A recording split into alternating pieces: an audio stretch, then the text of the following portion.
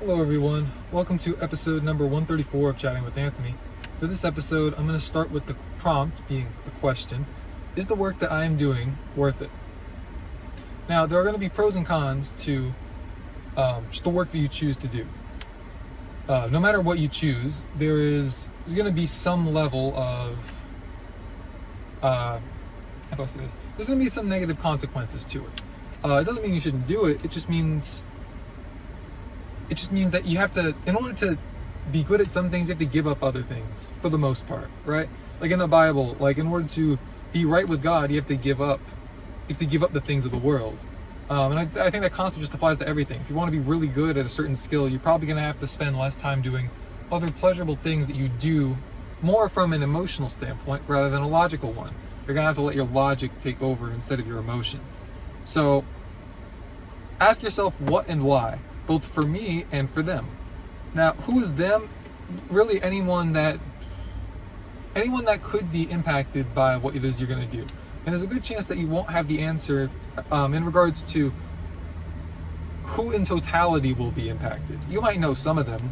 Like, for example, if you choose you're going to do a new line of work, it'll probably impact whoever is in your house. Some more than others, but it will impact them directly or indirectly, I think, to some extent, for the most part, right? In a good majority of scenarios, I would imagine that being the case. But on top of that, like if you're gonna go into business, you have to understand that you will be impacting, like whatever field you're going into, whichever, I guess field would be a good way to put it. Whoever is already in that field, you're gonna be impacting them. And so you have to ask yourself, like, am I okay with, taking away part of their business? And that's just part of the nature of business. You need to be okay with that if you're going to go into that. I guess you could say, like, hey, if you and your friends all have like reselling businesses, you might be competing with each other. Now, if you all have like different niches, then you might indirectly still compete, but for the most part, it'll be separate. In the same way that, like, you look at a professional sports team. Like, I'll take football for example. The quarterbacks are all usually friends with each other. They're usually a pretty close-knit group. They call, like, each position group kind of has like their own, they call it like the room, like the quarterback room, the running back room, wide receiver room.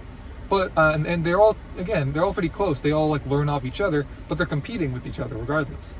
Now, for the most part, especially when they like all go to their own teams, they usually speak very highly of each other. Some of that could just be, not wanting to ruffle feathers, but I think a lot of that is genuine. You build connections, you build friendships, even though like your success could literally cost one of your teammates millions of dollars. I think if anything, these guys should be smart enough to know that. And the fact that they're willing to still be friends in spite of that, I think shows that they really do build legitimate friendships. And I guess you could also make an argument. Actually, I gotta write that down. This is gonna be a separate video. How going through tough times together really brings people closer to each other, emotionally, physically too, obviously, but from an emotional, like, standpoint of building friendships. And again, you have to be okay with screwing some people over. It's just the nature of the world, right? Well, I know that we're called to be in the world, not of the world, but that's just the nature of how it works. Like, there's only so much money that goes around. So if you make, now obviously they can print more money and then it decreases the value here in America. But if you make like an extra $100,000 a year, it's going to come from somewhere, right? Unless they are printing the money, but then that $100,000 isn't even really worth $100,000 anymore, if that makes sense. Now, as it is, even without them printing money, inflation's, pretty bad. So our $100,000 now isn't really worth $100,000, quote unquote, say in a couple of years, for example. But for myself, how do I benefit from this? What lessons do I learn? What does this teach me? And can I take these lessons and implement them into other areas of my life? What material things will this give me? How much value do I have to these material things? Will this draw me farther away from God? Will they draw me closer to God? Some material things, I think, can draw you closer to God. I'm not going to get into examples just because I think it really depends on the situation and the scenario in which you receive that and in which you use it, especially. But Something to consider. Will this grant me some level of spiritual blessings? If I mean, if you, that part really more so, either direct obedience to something that God told you to do that's in the world, or something that is directly spiritual, like prayer, fasting, etc.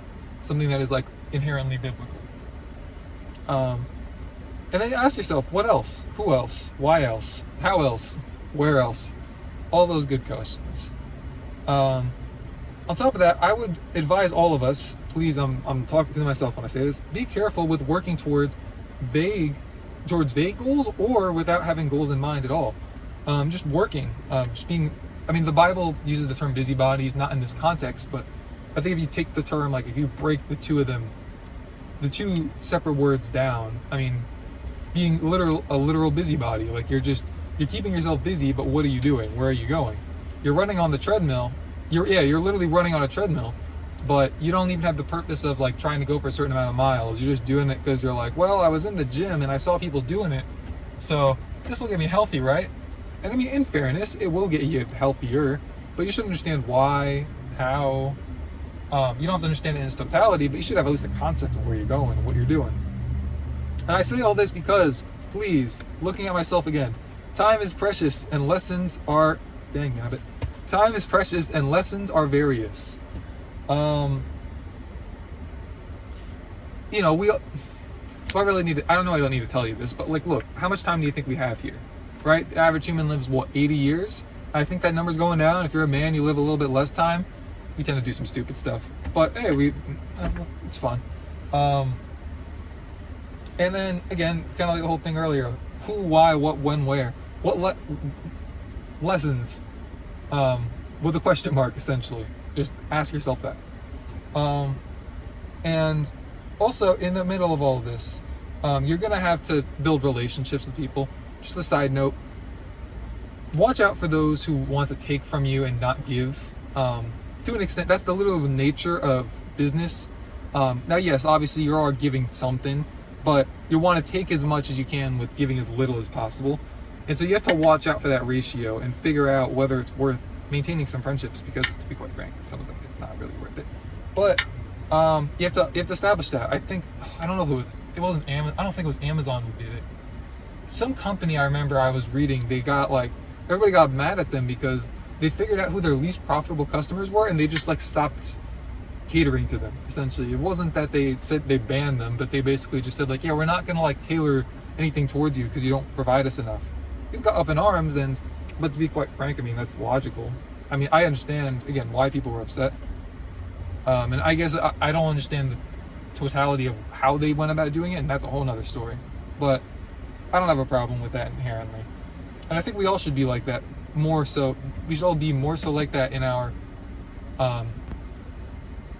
personal and business lives. What is this giving me and what is it taking away? Now, from a biblical perspective, be a servant. But as Aha Gazelle, the rapper, shout out Aha if you don't know him. Well, shout out to him in general, and go listen to him if you don't know who he is. As he said, there's a fine line between being a servant and a slave. So that's basically what I'm asking you to do. I'm not asking you to just say, what doesn't benefit me inherently is not good for me and never again. But you should have at least a grasp of this isn't benefiting me anything, but I will do it to serve the Lord. Rather than telling yourself that it's benefiting you when it's really not. Anyways, that's all I have for this episode. Thank you guys for watching. Stay safe. God bless. I'll see you bozos in the next one.